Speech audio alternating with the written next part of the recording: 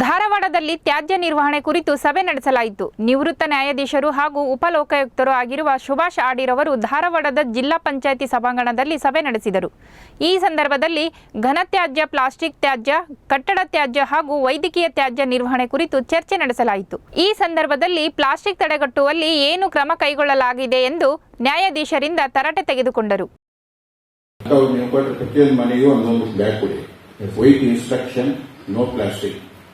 ಬಟ್ಟೆ ಬ್ಯಾಗ್ ಕೊಟ್ಟ ಮೇಲೆ ಯಾರು ಪ್ಲಾಸ್ಟಿಕ್ ತಗೊಂಡೋಗ್ತಾರೆ, ತಗೊಂಡು ಹೋಗೋರ ಮೇಲೂ ದಂಡ ಹಾಕಬೇಕು. ಪ್ಲಾಸ್ಟಿಕ್ ರೂಲ್ಸ್ ಪ್ರಕಾರ anybody uses single use plastic, it may be manufacture or carrier. But one time as a gesture of good will ಪ್ರತಿಯೊಂದು ಮನೆಗೂ ಕೂಡ ಸ್ಪಾನ್ಸರ್ ಸಿಕ್ಕರೆ ಕೊಡಿ. ಒಟ್ಟು ಒಂದ್ಸಲ ಕೊಟ್ಟ ಮೇಲೆ instruction is they should not use plastic. ಅಂದ್ರೆ ಒಂದು ಅವೇರ್ನೆಸ್ ಆಗುತ್ತೆ, ಎರಡನೇದು ಅವರಿಗೆ ಕನ್ವೀನಿಯನ್ಸ್ ಇದೆ. Welfare clubs is available, like Jamkhana and others. They have got a good water also. All 5-star hotels in almost entire country, they don't use plastic bottles.